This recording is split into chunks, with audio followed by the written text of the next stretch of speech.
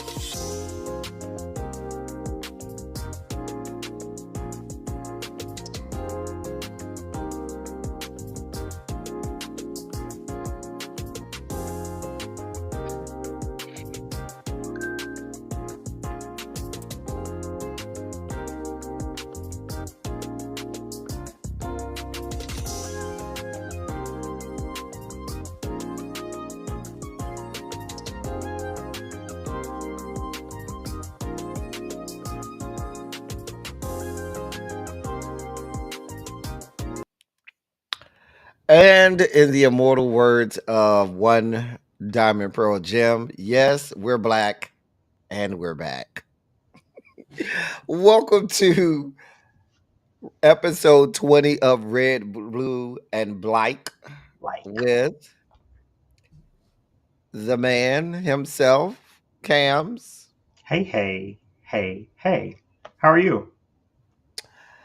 And I'm El Teddy 27. I am okay. I guess we should be cheering the late breaking news that ASAP Rocky is going to walk free and get to go and blow Rihanna's back out tonight. Back at home, beat her blocks in as a free man. I mean, there is that. I don't know what you want me to say. But when I read the charges, like there were. I mean, he was looking to go away for a while. Hmm. I think it I was think 20 years. I think sometimes prosecutors get a little overzealous, Mm-hmm. and I see that a lot of times in cases that involve police that have done wrong, and they go for this big, charge, knowing that it's Not gonna stick. right. They're not going to get that verdict, Get and that. so sometimes I feel like they do that on purpose just to make sure that the person gets acquitted when they know they can do lesser charges that would more often than not get a conviction. But who the hell am I? Then Hey, it everybody also in the could be, chat. a tactic when they're trying to run for higher office. It's virtue signaling. They're showing that they're tough on crime, no matter who the proponent is. And there's that. But hey, everybody in the chat, as y'all come on in, have a seat, press the like button, share the video on out, let the people know that we're here so that we can infiltrate the algorithm. Hey, hey, hey, hey. It's my Harold. Hey, Harold. In today's episode of Red, Blue, and Black, we will be covering some key resignations that have been taking place over the last 24 to 48 hours. We'll be covering some, of course, a lot of government corruption, them cutting and scaling back on government programs. We will take a look at the goddamn Dems. God help them. We'll look at the media and this burgeoning war on the media, and we'll end with Ukraine and Russia. That's not talked about a lot, and there's a lot going on there. If you're excited, Kamz, I'm excited, and I think we should get this party started. Yeah, let's go. Let's jump into it. All right, so let's jump right into it. So we have some key resignations. The first being Michelle King, and Michelle King is the acting Social Security Commissioner, and she's been working down to the Social 30 years. Security Administration, yeah, since 1994. 30 years. So she has resigned, and we'll get into the details of her resignation. In addition to that, we also had from the FDA, Jim Jones, who's the deputy commissioner for food. I'm sorry, for human foods at the Food and Drug Administration. He resigned as well. Both of them resigned. He resigned yesterday. She resigned yesterday or today. When did she resign? I believe she resigned. Don't want to be wrong. uh, I know that she did step down though. The primary reason why she stepped down is the made up Elon Musk Department of Government Efficiency. They were trying to get access to sensitive Social Security Administration data. She denied them that, and that's part of the reason I think that she stepped down. But I think that it's important to note that the acting commissioner now, with her resignation, is Leland Dudek, who is an anti-fraud expert, because they swear that there's all of these people that are over 150 years old that are in receipt of Social Security. But I mean, I work as an IT auditor, right? So I'm in databases a lot. I'm actually, running queries, getting things directly from the systems because I have read-only access to a lot of things. But clearly, what Elon Musk has been posting is inaccurate, because the inspector general did an audit, and I think there were, for recipients that were over 100 years old, only about 44,000 people were in receipt of payment.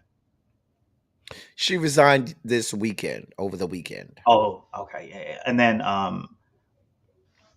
the other one, he resigned today Yes. due to the layoffs. Right. So she resigned. She didn't want to give up No, he access. resigned yesterday. Excuse me. Jim Jones resigned yesterday. Yeah. She didn't want, listen, the woman said, listen, I have integrity. I I have not been here for any political whims and all of that. There are rules, there are laws. I'm not going to be a willful violation of the law. And so I am going to resign, and I'll check y'all out later. Now, some of this is a little different from some other people. Some other people resigned before anything could happen. They was like, nope. Before this shit burns to the ground, before they even come over here, I'm going. This was not preemptive in that way. This came directly because they came in and said, we need access to this. She said, no, you can't have access to this. They kept pressing her. Mama says, I'm not going to give you that. Um, so yeah. I I I mean, don't because blame her. I don't blame her. this whole request for information was predicated by Trump and Elon Musk claiming that there's tens of millions of dead people that are still in receipt of Social Security, which is just it's not factual. And I think part of the reason why I have such an issue with the Department of Government Efficiency is when you're auditing things. I am a career auditor. This needs to be a transparent process. The scope, the approach, how we're going to test these things. This should all be known up front. And the fact that this is being done in darkness, like a lot of people are concerned. Mind you, this is the same administration that wants to get rid of the PCAOB. Now, the that oversight board, that was a result of Enron and them cooking the books and having so many people lose money when they eventually went under. So that's where PCAOB even came from. They're trying to get rid of PCAOB, and now Doge is looking at the Securities and Exchange Commission next. Mind you, this is the same agency that slapped Elon Musk's hand several times. So it seems like this is the revenge tour for Trump and Elon Musk. Well, the other the other resignation came from the deputy commissioner for human foods at Food. the FDA, and he basically said, "You're gutting my department. There's no way that we could do what we're in charge with doing, and you gutted the entirety of my department. What do you want me to do? There's nothing for me to do. I can't sit back and watch this happen and just be expected to do nothing and not say anything about it."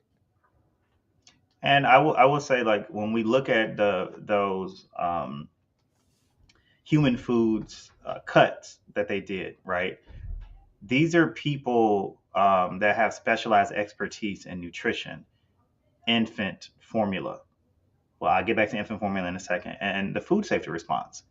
We already know that bird flu is going around.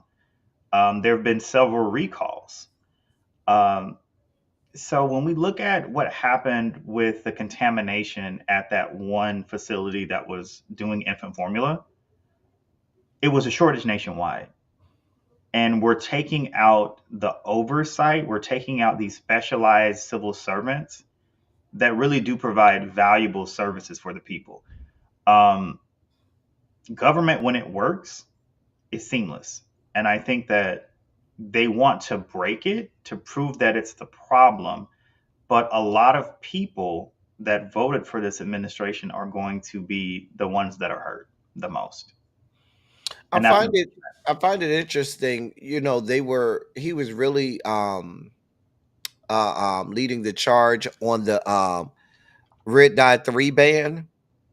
hmm And even before these people came in, he had already said that it was going to be very hard and difficult to accomplish because their budget was already, before Trump came in, the budget for this wasn't where it was supposed to be in order to really enact this ban and really follow through with this mandate. So, and then you come through after that, and you already have a skeleton budget.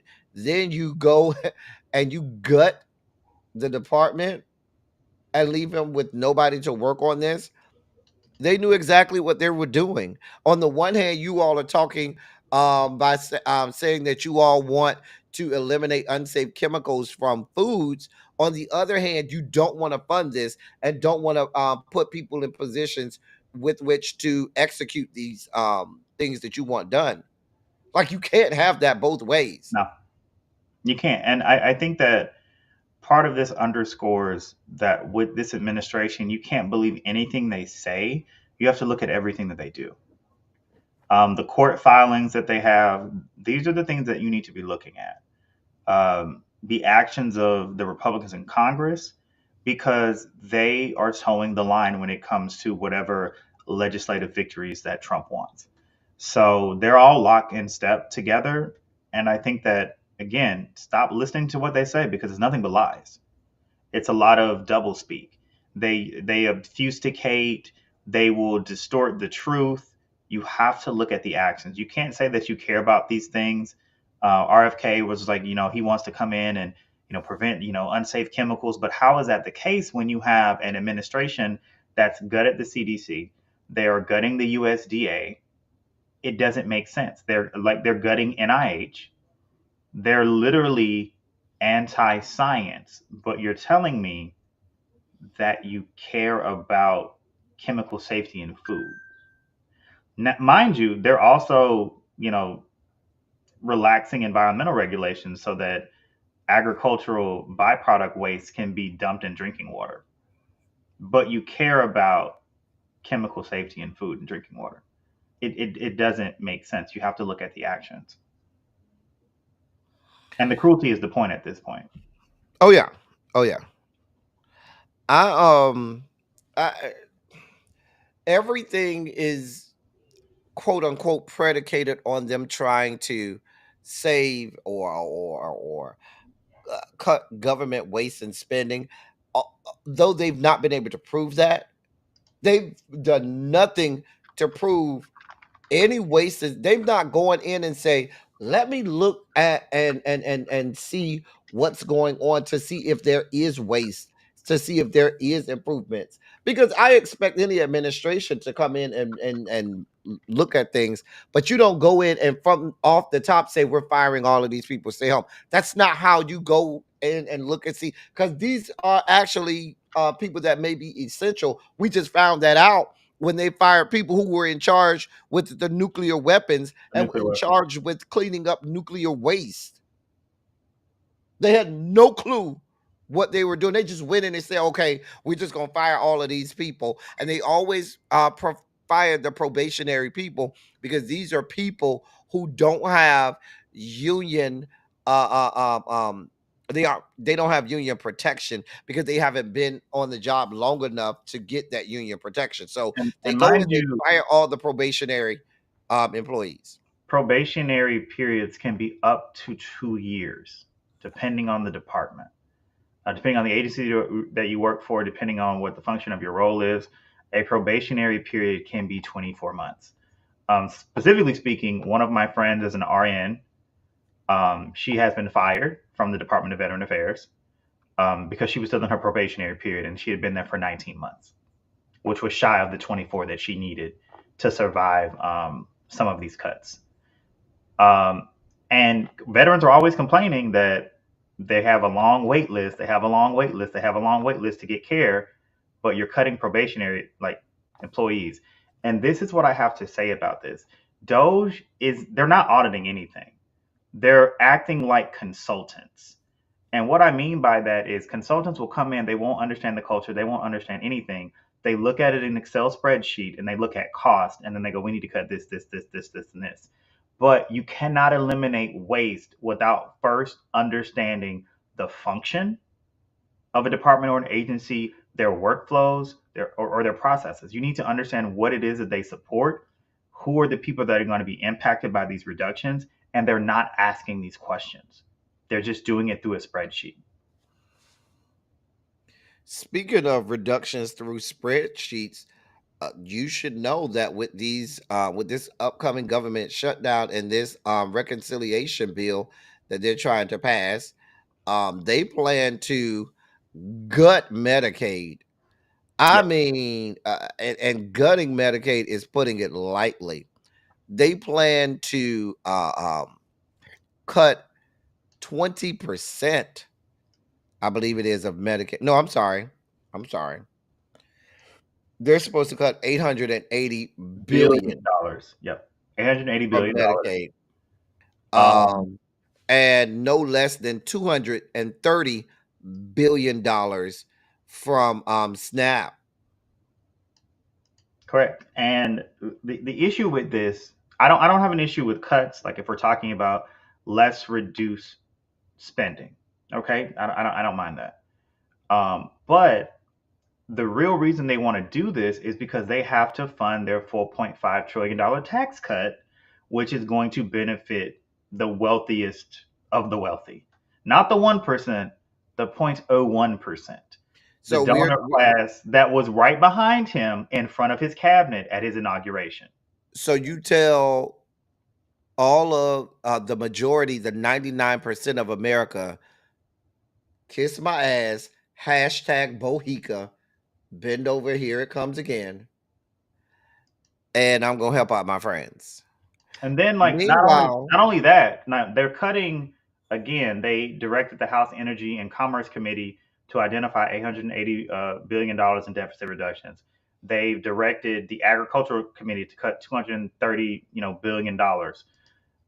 They're also going to increase the debt oh limit. yeah, they're increasing the The debt debt ceiling ceiling now that whenever it's a Democrat in office, because. they will fight tooth and nail to But not wait, increase it Cams, to get less. help me make this make sense. You're telling me you want to reduce Hmm. the budget at the same time Yes. telling me you want to raise the debt ceiling. Like this is not, the math is not A adding $4 up. trillion increase in the debt ceiling. $4 trillion. These are the same Republicans who, if you added $4 to the debt ceiling, they would be losing their goddamn minds. And I also want to say they also want an additional $300 billion for border security and national defense. And Oh, I they will say have this. money to spend. I will say Shell. this. As a veteran, the Department of Defense has the biggest damn budget. And it's because of how we do the accounting. Because whenever we are fighting in these wars, the contingency budget is different from the actual budget. So they get way more than their fair share. Also, anything that the lettered agencies are doing, the alphabets, the CIA, the NSA, the FBI, whenever they're involved with the DoD, that budget is classified anyway. So we actually don't know the total Department of Defense budget. We never will. But I do know this, they've never passed the damn audit. So if we're talking about cutting some spending, we need to do it there. And I will say that the service members are not the biggest cost. It is these contractors, this military industrial complex that are fleecing the taxpayers. Let's be clear. These are the same people talking about ending waste and reduction. And you had your sitting president using taxpayer monies to fly Air Force One in circles around Daytona in the Daytona 500, only to get out of Air Force One, get into the Beast, as they call it, his limousine, to now do laps around the fucking Daytona Speedway, because that demonstrates that I'm looking to save the government money more than anything, right? I'm just trying to make this make sense. You can't make it make sense. But then I will say, I'll tell you, like, I don't want to make all the Republicans seem like they're totally on board with this, because the Midwestern Republicans are balking at this.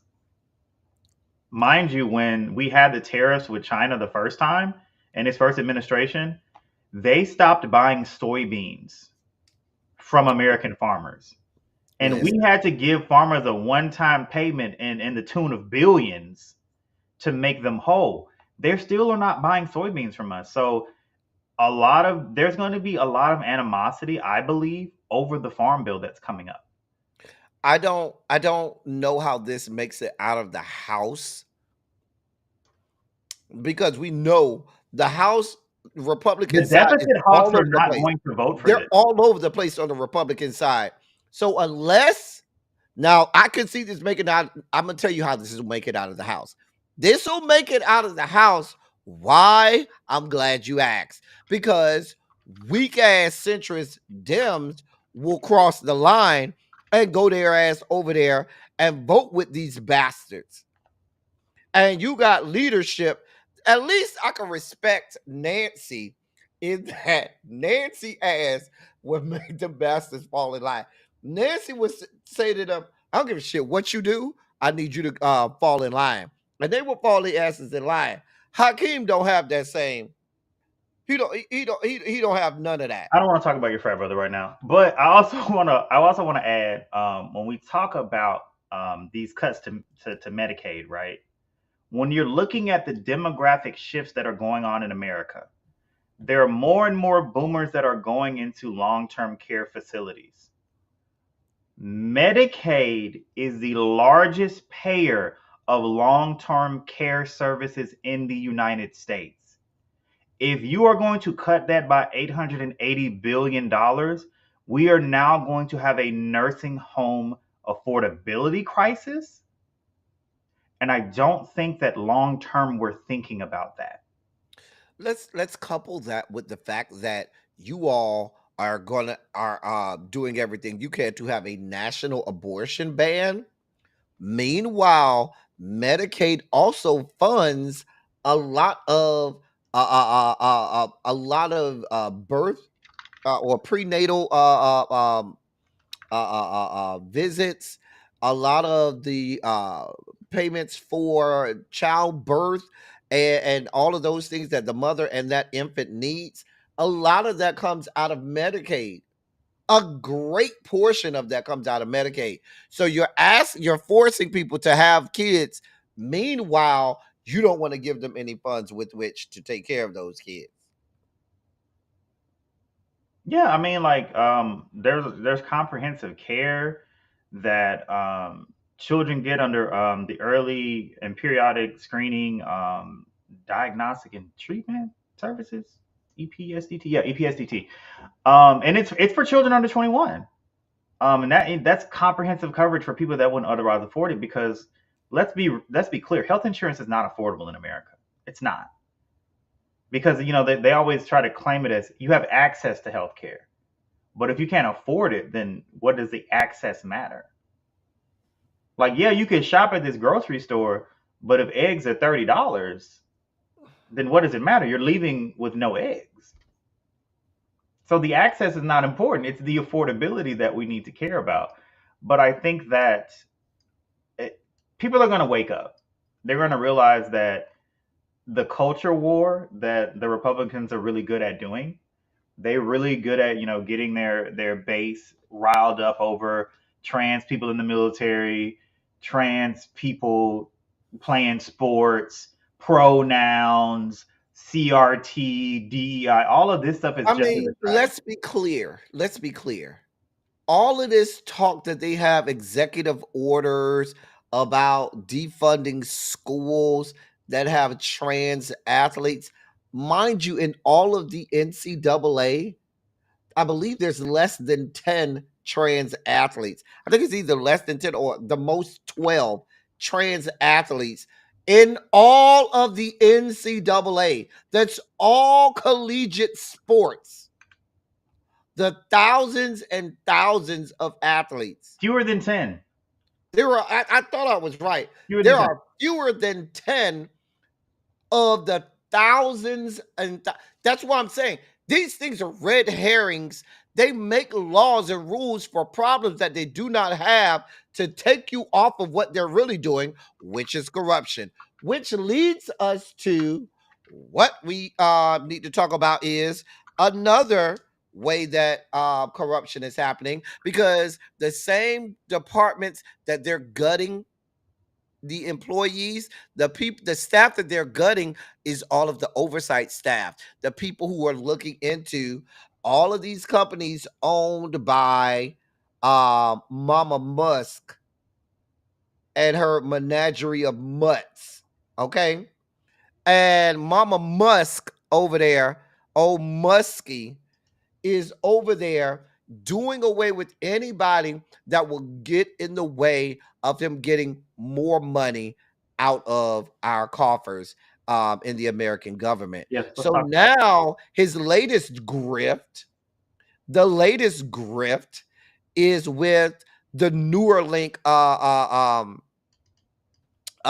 those medical devices that they use for Neuralink that they implant into people's brains, um, which are so-called brain computer interface devices.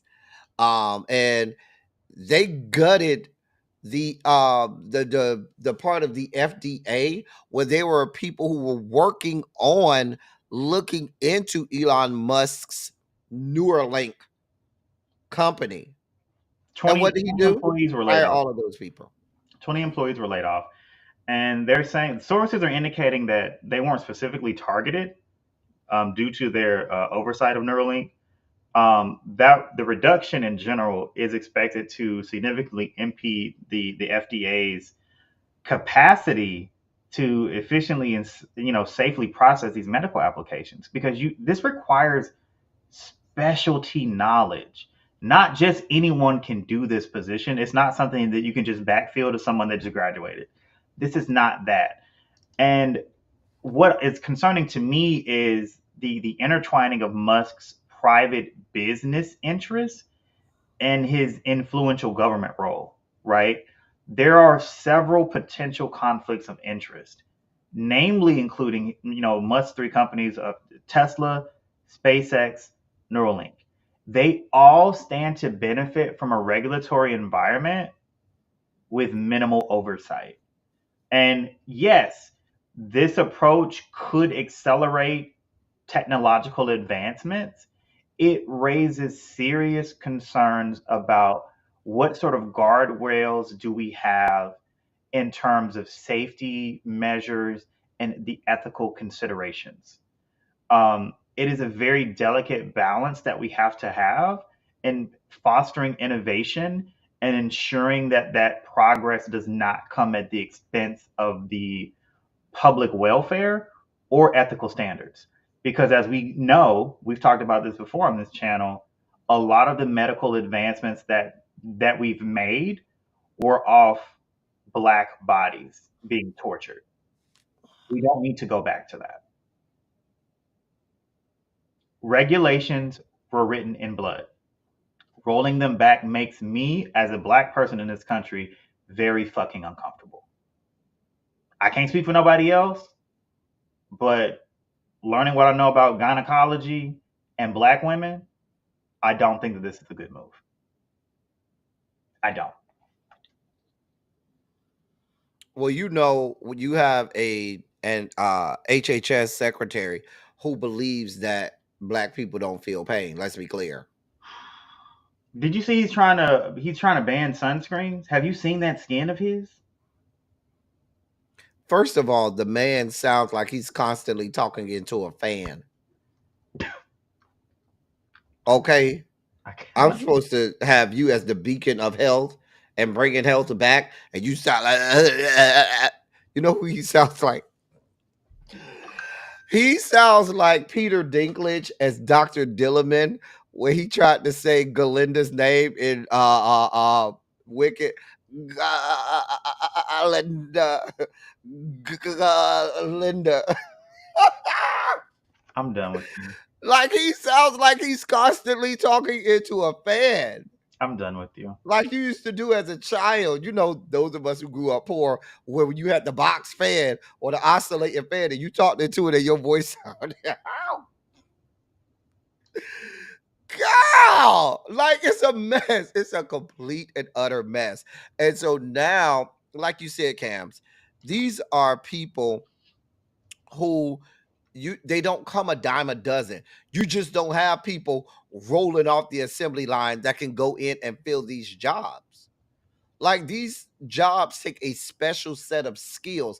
And I'm not saying people in these jobs are above firings or reproach, but what I am saying is you should not go in there and just wholesale say everybody going without even looking into whether or not that's proper, whether or not there's you have to have a reason to fire people. You just can't go in and say, you know what, everybody fired because I just don't want. No, that's not how that works. That's how it works today. That's how it works with these people because this is the timeline that we're in. Oh, When but don't people forget, no, no, when no. people who are DEI hires, let's be clear, these are the DEI hires. No one of any sort of competence wants anything to do with this second administration. I will say Well, that there were people that I disagreed with politically in his first administration that I believed were competent. I do not have that feeling about anyone that's in his cabinet for the second go around. Let's be clear. but didn't he and Vivek try to tell us what they're about to do?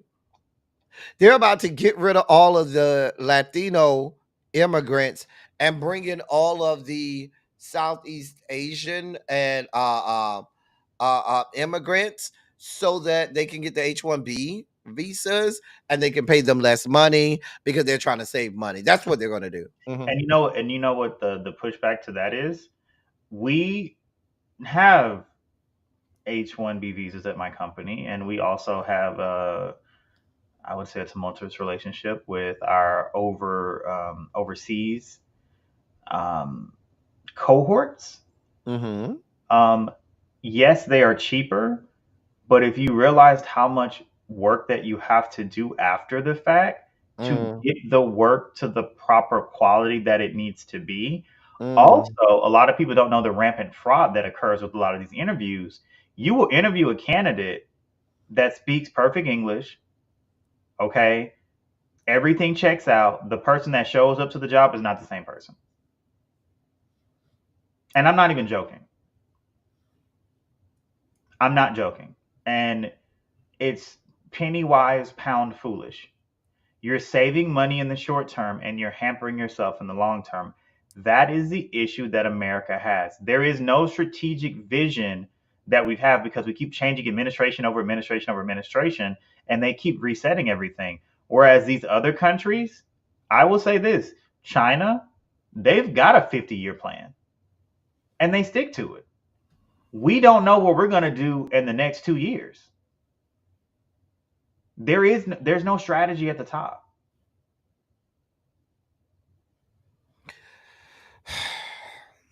And then we get to See, the I said I frightening was right. part, See, Miss HR said I was right.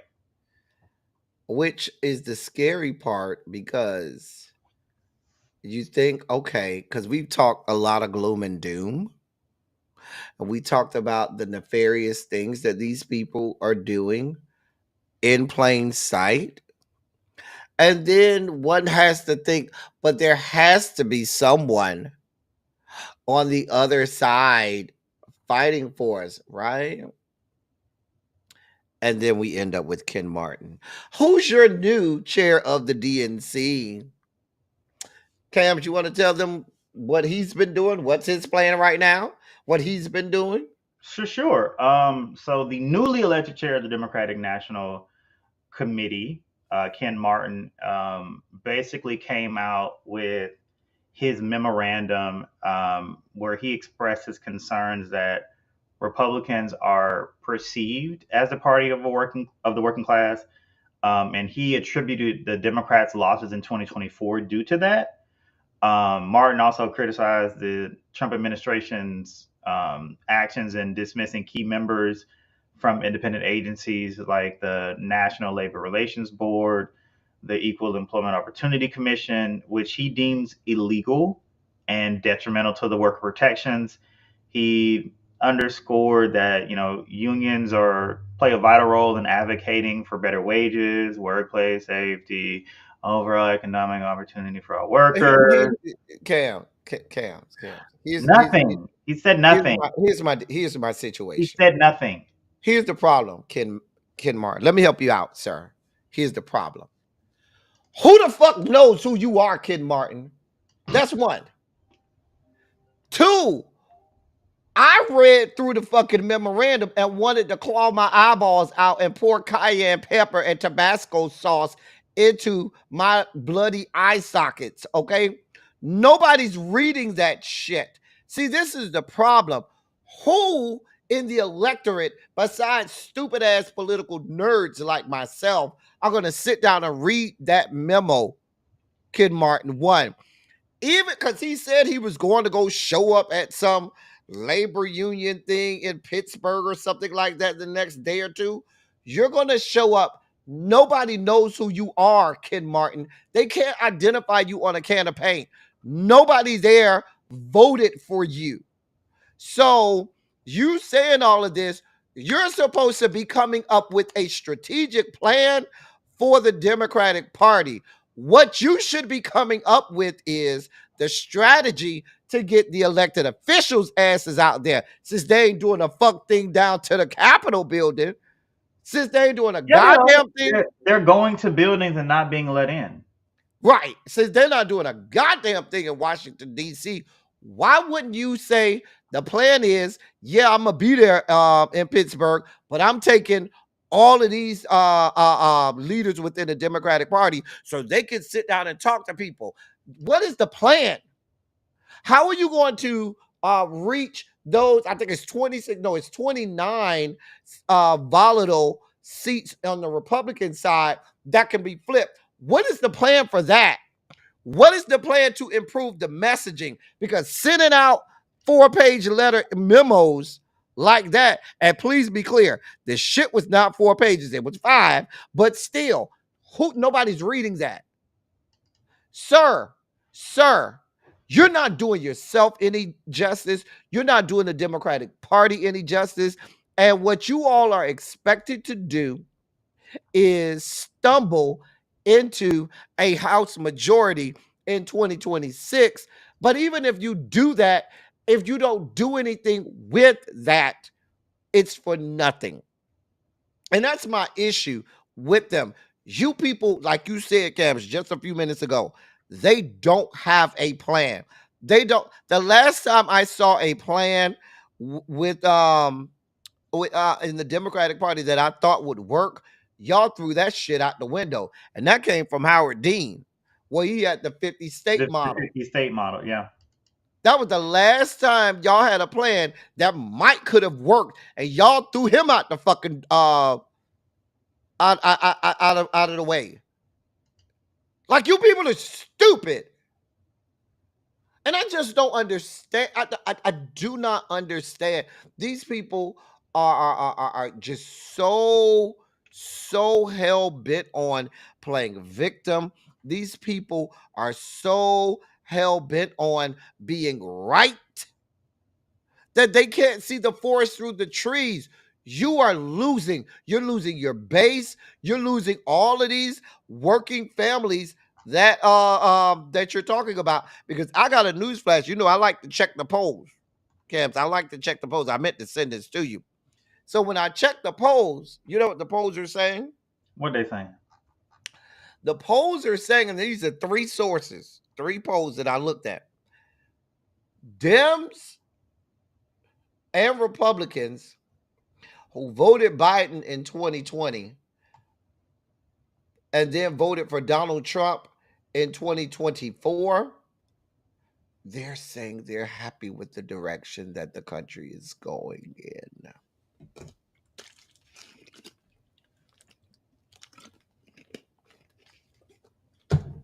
Well, they say ignorance is bliss, and I wish I was an idiot. I'm just putting that out there. Well, I think everyone is enjoying this is what they voted for, right?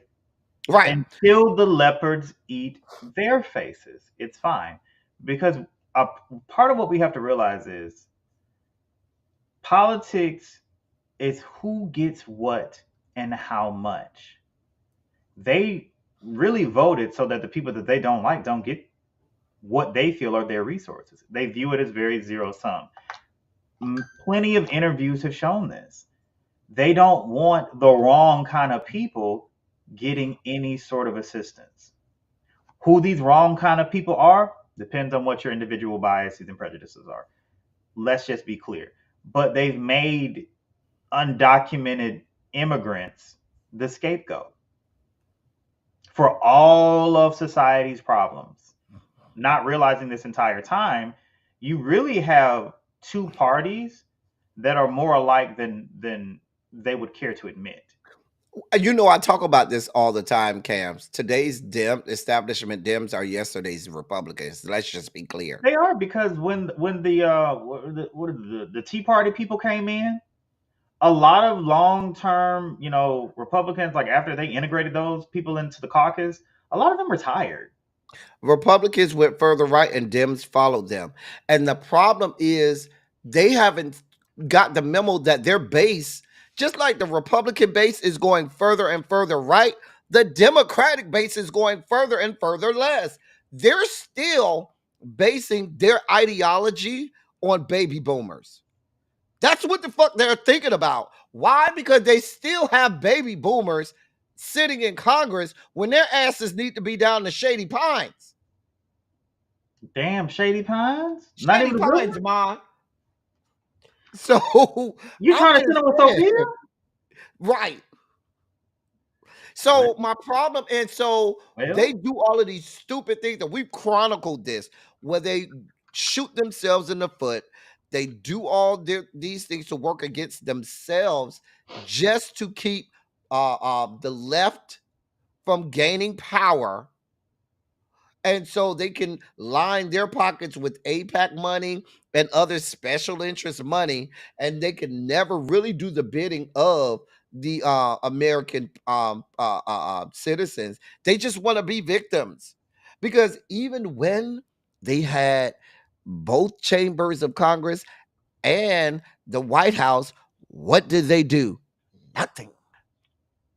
and What happened to it's always this one person that prevents them from right? getting it done. All of the things that they promised went out the window. But guess what? Republicans don't have that problem. Guess what Lisa Murkowski and Susan Collins always the fuck do? Fall their asses in line. Or they're the symbolic no vote when they already have the They vote already in have it. They caucus. don't have these issues. Yeah. But then like people complain about Democrats and purity tests, and that's just a crock of shit. I'm gonna level with you. I was texting you about this earlier. Since our senator, Tina, good old Tina Smith is not Uh-huh. rerunning. Most of the names that they've put out, they vote with the super right wing so much that I'm just like, what is the point of voting you in? You're not going to do anything that benefits anyone. And I think part of the issue that I have, people are too old. They don't understand younger Gen X. They don't understand the millennials' concerns. They don't understand the Gen Z's concerns. The economic anxiety is real for these generations. So many of them have given up. Given up. Let me say that again. They've given up on having children because it's not financially affordable. And these are the people that did everything you were supposed to do to be successful. They went to college. They've been paying on their student loans. They somehow still owe more money than when they first borrowed it, but that's neither here nor there. These are people that are contributing to the economy, and they're telling you houses are too expensive, interest rates are too high. We cannot. I don't care how well you say the economy's doing. I don't give a shit about the stock market. I'm struggling day to day to day, and these people are being more and more disaffected, I and they're mean, just not going to vote because they don't hear these progressive voices because they're drowned out by the establishment Dems. you have establishment Dems that were against $15 minimum wage.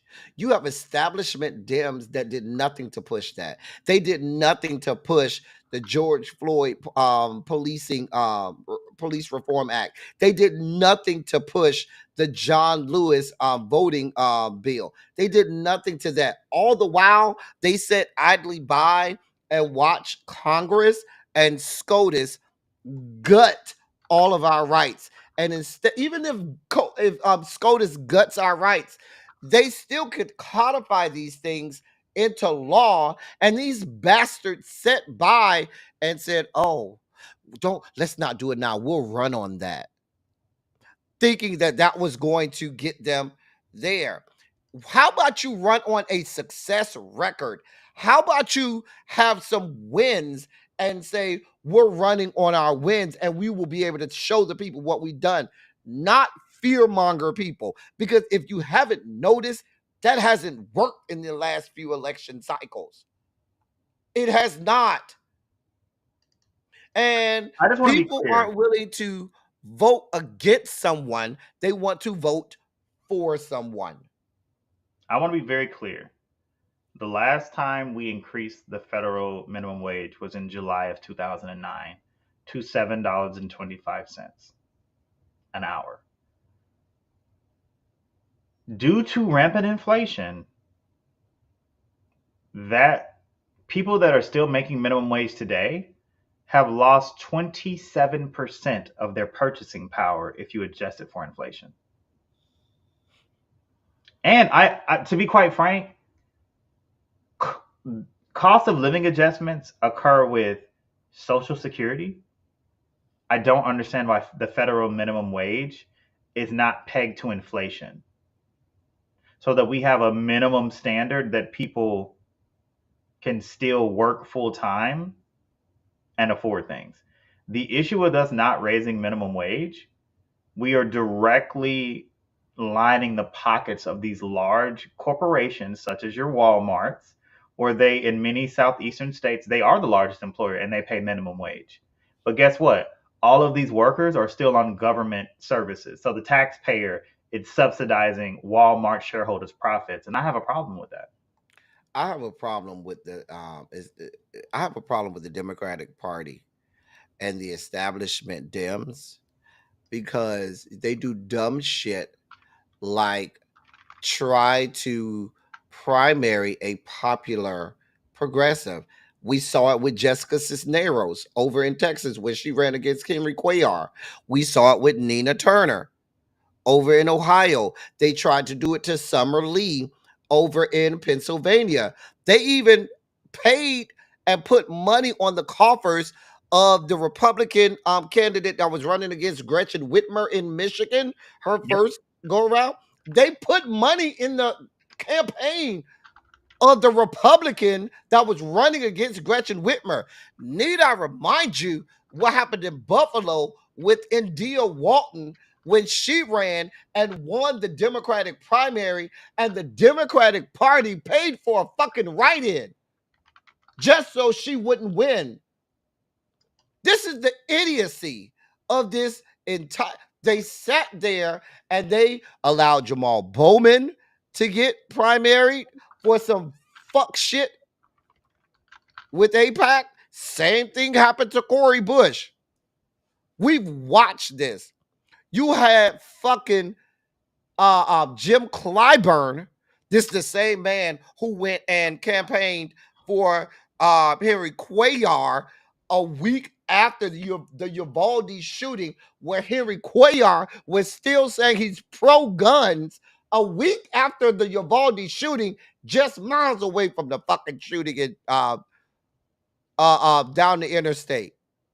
You had fucking Jim Clyburn that worked with the Republican Party to gerrymander the districts in fucking South Carolina. So instead of having possible 5 or 6 black districts with black representatives, they got rid of all of them, had one black district, and the rest were gerrymandered to be white just so he could keep his seat in the fucking house. This is the fuck shit we got going on in the fucking Democratic Party. Please don't get me started. I think that they're going to never win an election again if they don't wake the fuck up. That's just what I believe. But then, as I get older, I mean, maybe we're bucking, like they say, millennials are bucking the trend. We're becoming more liberal as we get older. We're not becoming more conservative. We're becoming more liberal. And I'll say this: I believe I become radicalized. The older I get, it's clear that these systems, these structures are not designed to serve the people, especially not anyone in a marginalized community. And it's rage inducing. It is honestly rage inducing, but at the same time, it has pushed me to be passionate about where I stand and what I believe in fighting for. But it is Cam, absolutely maddening because these people that are the Democratic leadership, they don't give a fuck about the average American, and that's why we continue to lose at the polls. That's why we But continue to lose but the election after fucking but election. Cam, just like I said, they're still trying to run a race like the baby boomers are in charge, like it's the 80s, and it's not anymore. And the Republicans saw the writings on the wall. They saw, oh, this younger generation is more radicalized. They're going much further right, and we need to follow the trend to go right. And their base is doing the same, and they're not doing that. They're fucking arresting protesters at colleges. The Democratic Party is arresting students for protesting. Like, this is the idiocy of it all. Not understanding this is your base. These are the people who can be with you and your party for the next 50 plus years. And you're alienating them. And you're not moving with the trends. Why? Because you want to keep Jim Clyburn in office. You want to keep Nancy Pelosi in office. You want to keep Dick Durbin and Chuck Schumer and all of these bastards that are in their 80s. The youngest baby boomers will be 61 this year. They do not have the same concerns that anyone that is working, that retirement is fucking decades away. They don't have the same concerns. We should not be so solely concerned with this small subset of the population that refuses to relinquish political control. They want to own everything. And to be quite frank, baby boomers fucked up the economy. They did. They were handed one of the best economies in the world. And what did they do? They fucking pulled the ladder up after them. They have fucked up everything. And I would prefer for them to quietly go in their sleep. That's what I would like for all of them that are still involved in politics to do. Stop falling down the stairs at the Capitol. Go home, Roger. Go home. I'm just saying. At this point, if I hear from I only have a handful of people I want to hear from. At the front of the list of people who I want to hear with a microphone, I want to hear Ayanna Presley. Mm-hmm. I want to hear AOC. Mm-hmm. I want to hear my girl Summer Lee. I do want to hear Jasmine. Okay. I want to hear my boy Maxwell Frost. I want y'all to take the shackles off of Maxwell Frost because I like Maxwell Frost. If you know the story of Maxwell Frost, he's an organizer and he's about that life. And the Dems are threatening to primary him if he doesn't fall in line with their fuck shit. And people who I know that are very, very, very close to him, he's on the verge of saying, fuck that shit, do what you got to do. And so there are some people who I really would like to hear from. And I say that because these people have the voice of the people. They have the passion. They have the energy. They can move the needle. Not these people. That's why I got so upset when they put all of these old people as all of the ranking members and gave them all of these positions within the Democratic caucus for what? What message are you sending? To me, the message that they're sending is, you don't want nor need my help, so I don't need to get the fuck up and go vote for you. Like, I mean, look, you know what Janet said. I'm asking the Dems that. What have you done for me lately? What have you done for me? There's been nothing in their agenda that's really benefited me. Now, mind you, I'm not a self-interested voter. I vote for everyone. I'm looking at the bigger picture. What is going to benefit those that are most in need, the most vulnerable in our society? The Dems platform has always been the lesser of two evils, but I've never been passionate about voting for. I mean, outside of Obama, because he had that whole change. You just thought systems were going to shift, and he then revealed himself as an establishment. So just like, you don't get excited. You don't. Like, nah. They have a messaging problem, and their policies suck too. But I feel like they really, every time they lose an election, they need to really, because the Republicans did it. Yep. They did it. They had a whole report on why they lost. And guess what?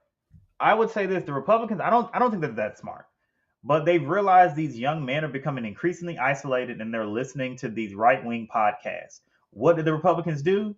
They put so much damn money into having their candidates go on these platforms, the Joe Rogans et al., the Red Pill, the Manosphere. They had their people on those non-mainstream internet platforms selling hopes and dreams. And people bought it hook, line, and sinker.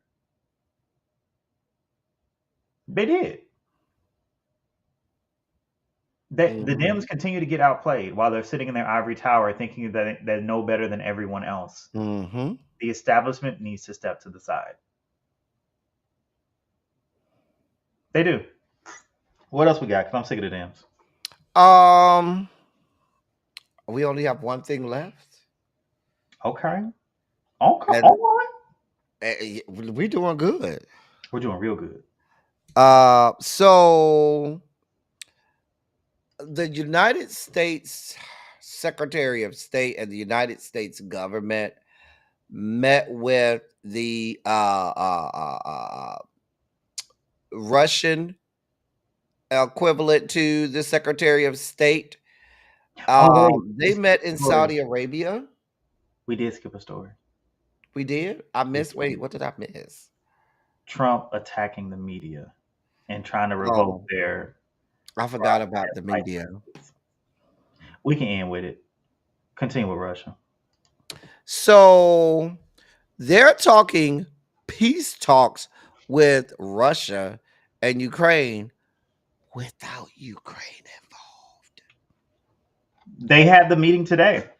Oh, yes, they had the meeting today. Oh, yes, they did. Without Ukraine. And Volodymyr Zelensky said, y'all can have all of the meetings the fuck y'all want to have. What you're not gonna do is have meetings talking peace without us involved. So y'all can save all of that. In addition to that, European leaders met over in Paris because they're pissed off as hell too, saying, wait a minute, y'all having peace talks with Russia and the United States. Wait a minute, it's a whole lot of other people involved here. And And I'll say so, this: I think the only European leader that sees it for what it is France. He's the only one that sees it. The German chancellor is an idiot. oh yeah, oh, he's Let always, let me be very clear. The German chancellor is an idiot because he keeps saying, "Oh, I don't know about a European-led security force because NATO's primary role is in continental defense." These alliances are worth not a fuck with this man in charge of the United States of America. He does not care. The Constitution is a piece of paper for him to wipe his ass with. So who the fuck cares about that damn NATO treaty? Who cares? Then you have the UK and, Keir Starmer. Oh, I support Ukraine, but we still have to delicately balance. The US is not an ally. The moment people realize this under this administration, the US is not your ally. Your ally does not unilaterally raise tariffs on you.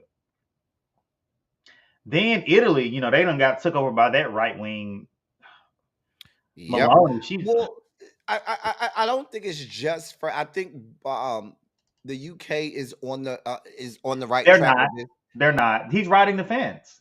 He's riding the fence. Like Well, you no, support at least Ukraine, what I mean but by that is he at least agreed that he's sorry. what we will try to lead the defense of the United States pulled out. He's sorry. Let me just say it.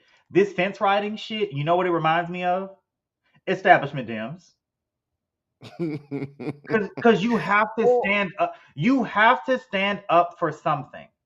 And I think that the thing that we're seeing with this, I already let me just be clear. I do think that Trump is a Russian asset. Let me be very clear. I know Tulsi Gabbard is one, and oh, she's the we've director of known that national we've known intelligence. he's a Russian asset since the first administration. He's a Russian asset because specifically when they had those talks in Saudi Arabia, what did they talk about? What Russia would get if they Exactly. stopped the attack. And Russia's economy is in fucking shambles because those Mind you, sanctions were surgically targeted to hurt the ruling class in Russia. So now you're talking but about, well, no, there's but Kev, economic and investment opportunities if you stop the war. We're but just giving here's Russia the money. deal. What our administrations way of looking at this is it's fucking extortion. Now, what they're saying is if you don't give us half of your precious minerals, we ain't give you nothing else. We making all these demands on Ukraine to give them stuff. Meanwhile, back at the ranch, we're giving Israel everything and getting nothing. Now, Mind you, here's the thing. Why do we want the rare earth minerals? Let's talk about it. Because the reason why China wants rare earth minerals, they want to end their energy dependence on anyone. Okay? They are killing the battery electric vehicles to the point where countries like the US, we have made the tariff so damn high, it would more than double the price of these Chinese EVs. But to make these batteries, you require rare earth minerals. Trump is anti-EV unless Tesla benefits from them. So why do we even need the rare earth minerals? That's why I'm confused. Why do we even need them? You don't even want EVs. You want EVs to be more expensive so that your buddy benefits. well, let's. I mean, here's the doomsday scenario, people. We're alienating all of our allies. The only ally that seems to be happy in all of this, it ain't Russia, because Russia could give a damn about us. They really don't. They're not an ally anyway. They've always been Right, a they're friend in not. the But past. what I'm saying is, we can never depend on anything. The only person that's going to be happy after all of this is Israel and China. And Elon. Why? Because at the moment that we alienate all of our allies, and which makes us vulnerable, guess what China can do? It can do then. China can come in and jump bad and say, run us our money, do what we tell you to do, or it's on and popping. You ain't got nobody to fight with you.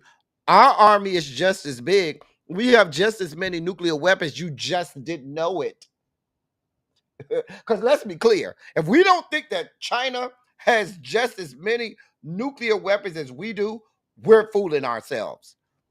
Like, Well, I we're mean, really fooling but you have to ourselves. also realize, like, that Russia was supposed to be this big deal. Ukraine, like, yes, they've lost a little territory, but Ukraine has been tearing them up. Holding their own. They've been tearing them up. Now, China, they say a lot of things. I would like to see. I would like to see. Because the reason why China has gotten so very far ahead, the reason they're so technologically advanced, corporate espionage and theft. Whenever you want to whenever you want to start up a business in China, guess what? They need to own 50% of it. And guess what? When the people that work for that joint venture go start up another company, yeah, they can steal all your tech. What you gonna do about it? Go to court? What you gonna do about it? That's why Huawei, like, they're all big into networking now. The same vulnerability on Cisco equipment was the same vulnerability on Huawei equipment because they stole it. Corporate espionage is how these people are smart. They send their citizens everywhere to get educated, and they come back home with that knowledge. It's so funny you say that, because it's so many between China, another, and this is in a whole different. I know we're talking war and military industrial complex, but another superpower that's gaining a lot of ground edgewise in an industry that people don't think a lot about, pharmaceuticals. And I know this Mhm. point blank. India, for as much as they sit there real quiet, they people think of India, they think of who? Gandhi, very meek and mild people. All the while, they are the fastest growing. Uh, uh, uh, um, they're the fastest growing area in the pharma vertical in all Mind of the you, life they're sciences. also part of BRICS. Oh yeah, They're also part of BRICS, which is, Brazil, Russia, India, China, and South Africa. But exactly. that's been expanded to include Egypt, Ethiopia, Iran, Saudi Arabia, and the United Arab Emirates. And Another thing that people aren't paying attention to, all of those Western African countries are doing what? They're pushing out all of the Western influence. They're saying, get the fuck out. We don't need y'all. Get the fuck. I ain't talking about what's going on over in East Africa. I'm talking about the Western Africa area where you have a lot of precious jewels and minerals, right? Hmm. A lot of things that people want. They said enough is enough. And they are becoming about that life, which means they're going to have a lot of resources that people are going to want, which is going to make them a player. And so I expect BRICS to be a force. I'm telling you, I expect them to be a force within the next 10 to 15 years. And I'll also say this though. I think the West has become accustomed to the edge that they've gained through colonialism. Mm-hmm. But a lot of these new generation leaders are very educated, very well read, and they realize fair exchange isn't robbery, and they've been getting fucking robbed. Yep. So you're gonna have to pay. And I will say, what's going on in East Africa is kind of disheartening to me, but China's smart about it. They loan you this money that they know you can't pay back, and then they take your port. Shit's genius to me. And with us being increasingly isolated, here's China's real goal. They are going to attack Taiwan. Oh, you know it. Oh, that And the listen. only reason I care about Taiwan, one, I have friends in Taiwan, shout out to them. But two, the TSMC is there. Yep. Yep. They are the largest and most Yep. advanced chip manufacturer in the world. Listen. If they Anything go you down, have, and they've already everything said if you China attacks own, them, they're burning everything. everything you own has a chip that came out of Taiwan. Let's be clear. So that's the real goal. Like they've already said that, So when that the one people China policy, they are for real about that. If what we what are weakened and isolated enough, we can't stop them. what scares me, Cams, is in America we have such an anthropomorphic view of everything, just not even paying attention that there's a whole world out there. This is a global community. Nobody can at this juncture afford to sit on an island and say, "Oh, we don't need anybody else. Oh, y'all have that going on over there. Oh, we don't give a damn." Please understand this USAID situation is going to have lasting reverberations. Lasting reverberations. And the point that I'm making is all of this stuff is volatile as fuck. It is. Like all of these relationships, all of these gentlemen's agreements, all of these notions of tradition and what has always been accepted has gone out of the window, and all of it is volatile. And so now we have an administration that doesn't give a damn, that's throwing all of that shit out of the window. At any given point, I suspect, I told you what I suspect, Cams. We will be in a war prior to the 2028 election. And what they're going to try to do is not have an election because we'll be engaged in the middle of a war. I can almost put every dime I own on that. I, you know, the world is so increasingly interconnected, and all of these alliances, these relationships are very fragile. It does not take much to disrupt it, but I do want to caution a lot of these people that are pushing for isolationism. It's not feasible. All of this America first mess. We don't have we don't have it like that. There's no such animal as America first. We take things from everywhere around the globe. We're not self-sufficient. No, no, we don't. So this whole We have America, a wait, trade what? deficit. We literally have a trade deficit. It was Like almost we it was almost import $1 more trillion than we in export. 2024. Like we have a trade deficit. We import way more than we export. We've had a trade deficit since the 70s. We have like all of the things that we used to make here. Guess what? In the chase for a fucking dollar, short-term profit, all of those industries are gone. They went overseas because it was cheaper to pay them, and the stock, the owning class could get more dividends. That's what we did. We can't put that back in the bottle. And to Demetrius' point, like we're trying to produce chips here because again, 90% of the world's chips on the most advanced nodes come from TSMC. So Biden tried to do the CHIPS Act because we saw how COVID had all of us jacked up. All of us were jacked up from those increased prices because the supply was, I mean, it wasn't there, but the demand was. So they were charging whatever they wanted to charge. We don't have the infrastructure here. And it takes time to build the infrastructure. And if it's one thing that Americans don't want to invest in, it's infrastructure. Go look at the map of all of the crumbling infrastructure, that we have in the U.S. to include bridges and dams. It's a lot more than you would think, and it's absolutely frightening. But we're not going to invest in that until somebody dies. It's cheaper to do it that way, and then they'll get the bridge up in like 8 months.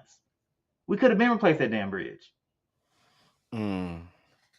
But yeah, y'all, this stuff is extremely volatile and fragile, and which is why y'all saw me bloviating and blathering about damn near foaming at the mouth that the Senate confirmed Marco Rubio 100-0. That was your sugar. That's all that was. That was just your sugar. I'll be spiking out over here. Spiking out. Kamz, we're gonna forego the Yeah, media. We'll do we the can we got discuss time to that do in the Money media. Now. That Let's ain't gonna change. now. Yeah. Caroline Levitt ain't shit. She gonna be right up there with that bitch, Governor Quasimodo, Sarah Huckabee Sanders. She's very unfortunate looking in the face, by the way. For all of her hatred for the trans community, I still believe she's a trans man. For all of her hatred, y'all just gonna have to show me she has fallopian tubes and a uterus. I don't like her. I dislike Governor Quasimodo. I do not like her, and I wish the worst for her. Well, thank you. So Caroline Levitt is in the same vein as that whore. Mm-hmm. And she be getting real smart at the mouth. Like the way I be done cussed her ass out. I just like she's not qualified to She's be the White House not. press secretary. And, She's not and she be qualified. out here talking down at people. It's girl. She's literally like they were like she's the youngest White House press secretary. Yeah, she shouldn't be. She should. like, like, girl, if you don't go sit your ass down. Listen, baby, I'm waiting for the first one to go off on her Now ass. Jen, that was Press my press credentials be secretary. damned. Jen was my press secretary. She was getting them people together. Jen Sean Spicer was Psaki, just funny. I'm not gonna lie. Sean Spicer was just totally unqualified. He was out he of his was. element. I don't know how he got there. It was hilarious. Sarah Huckabee Sanders made you want to fight her, but the fact that that bitch was built like a linebacker, you didn't know if she was gonna take your ass out. You have to shoot Sarah Huckabee Sanders You are because she stupid. built like a fucking linebacker. Sean Spicer was hilarious because Did that he man, last 6 months? uh, Because he was first. he was January to July or something because he left in the summer. Okay, because I was trying to see if he lasted 6 months. Wasn't Scaramucci in there for a little bit too? That wasn't 60 days.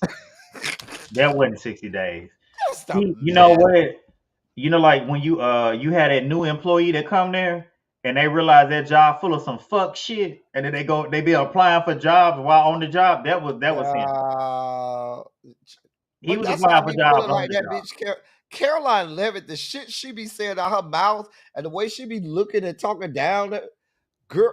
Ooh, Baby, listen, I'll be done cuss that woman out and say press credentials be damned. The way I'll be done cuss that ass is out. But real quick, but before we get off, and we could talk about this more next week. The White House Correspondents Association, they're gonna have to do something. Them sitting idly by and letting this Associated Press shit just lay there and thinking that it won't happen to them. If they don't all come, some gonna have to give because they are strong arming To read, y'all to and read. they're threatening them with their television licensing and stuff like that. Okay. But you have to realize, like, I'm gonna be honest, I was most concerned about Brendan Carr being the because he was on the FCC prior. He said some crazy ass shit But before. remember, he wrote the part of Project 2025 that dealt with the FCC. Yeah, but like even before he wrote that though, he was an aide to Ajit Pai. I think that was the FCC commissioner before Biden put his person in. Um, Jessica was probably one of the best ones, but Pai was terrible. I can't pronounce Jessica's last name. It starts with R. Like, it's long as hell. She was on the FCC. Like, I do like the fact that at least they're elevating people that are already on the FCC. I do like the fact that they're doing that. But Brendan Carr, um, he was a telecommunications attorney. Okay. And honestly, Tom Wheeler was one of the best FCC commissioners that we've had, and I was shocked because he was a lobbyist for the industry for a long time, but he was really standing up for the American people. Brendan Carr, like, he's one of these unitary executive theory motherfuckers. Like, no. And I think that there's too many people where the pipeline is you go to school, you go to law school, and then you're doing all these things with technology that you don't understand. You don't have the wherewithal to understand any of this because net neutrality, the fact that they made that a political issue, was stupid. If you already pay your internet service provider to watch Netflix, why is your internet service provider then charging Netflix as well? They're double dipping. Yep. And been doing it. It's insane, but we don't. Let's not get into that right now. Listen, we've been on Listen, here longer than we thought we was gonna be. We said we could have a quick show today. no, And we got normally we're about an hour and 30. but we did good today. We did 2 hours of change before, so We this is, have done 2+ hours. yeah, So we did well today. we did. We were on topic, minimal Mhm. minimal spiking out. I would say we did a good job. And whenever we talk about the Dems, I tend to spike out. God I help me, mean, they suck. So next, and and it, not the way like we want it, them it, to. it motivates me to want to run, but then I don't want to deal with all the bullshit that comes with that. I wouldn't mind being a staffer. I wouldn't want to be the person. I've I been a would. staffer. I I've been. could be a staffer. I enjoy being a staffer. Like, read this, analyze what it's going to do. Who does this impact? Who, what, when, where, how, why, and the significance. I loved being a staffer. I don't mind being. I don't know that I would want to be the elected official, but I would love to be a staffer. I, I could. I was a house staffer. When I was in high school, actually, I was a house staffer. Yep. So Putting in work. anyway, Cams, we got to get out of here. What do you want to say to the people? Look, stay black. You know what I want to say to the people, and me and Cams were talking about this. I'm not going to give you the gory details of what we were talking about, but find something that can give you solace, peace, and happiness outside of politics. I take breaks and I go, and there are things that I do and I engage in and enjoy that take me completely away from politics so that I can come back and be ready to go for y'all. So find you something that gives you peace and solace and puts a smile on your face and you I can keep will. I'll say this. I'll add to that. It is. understandable that we might feel overwhelmed with all of this stuff that's going on, all of this negativity. But I will tell you, not only, lean into your support systems, lean into the hobbies that keep you whole and sane, but also seek out positive news. I specifically do that at a certain time every day. I look for feel good stories because no matter how much stuff is negative in the news, you have to realize that every mainstream news corporation is a business. And the famous saying is, if it bleeds, it leads. Mm-hmm. Negativity gets more engagement. It gets you riled up. It gets you talking on social media. That's why the algorithm continues to push things toward you that is upsetting. Seek out positive, feel good, wholesome news. Balance it, and it'll keep you sane because we need all of the positive news amidst these I would call challenging times. Stay informed, but don't fall into the doom and gloom. Don't doom scroll. Seek out positive news. Lean on your support systems too. We can't get through this by ourselves. So this community is helpful to me. El Teddy's helpful to me. I vent to El Teddy quite frequently about a bunch of bullshit. So just remember that we're not in this alone. We all have each other. So yeah, community matters. So embrace your community. Absolutely. Absolutely. We need our community. Y'all know I always shout out to the members. We have stuff in the members only chat that keeps us happy and put smiles on our face and keep us out of the but now You we talking about talk that meat market that y'all have on there? not I didn't say anything about the meat market, sir. Oh, okay. Sorry. What you need us to put an ass section in there?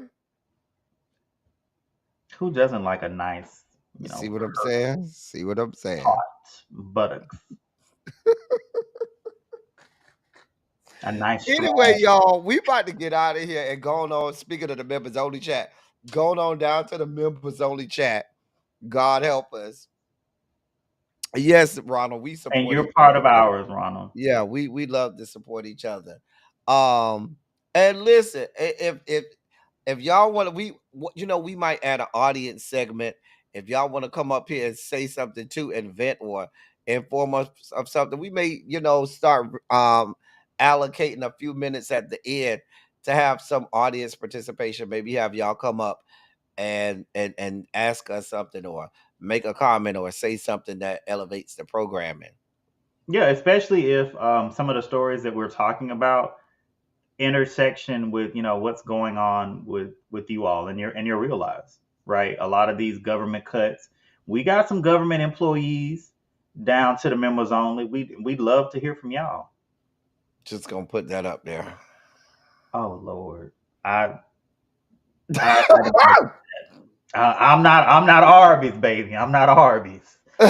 It, it's Look at enough. Ronald. Look at Ronald. Look at Ronald. Look at I Ronald. mean, Look at. what's wrong with booty? I think we have a cooter section. We have the run me my coocher, run me my coins section. Wrong. Do you look? Do you know any doctors in North Carolina out there in your network? Um, the Bay works for a hospital. He's a hospital administrator, so um, he Not probably does. not the one you don't want to be with. Or Complex 613, Janae is in the medical field and she's in North Carolina. So that's who you talk to, Janae, I our already know medical the expert. medical expert. Yep. She is in she's in the medical field. She's a doctor in North Carolina. Definitely reach out to her. She is in the members only chat if I'm not mistaken. Yes. Yes. So certainly she probably can get you a listing of some good doctors in North Carolina. I just thought about that. Yes. All right. Hopefully I answered that for you, Complex 613. Anyway, we about to get out of here, y'all. We thank y'all so much for being here with us.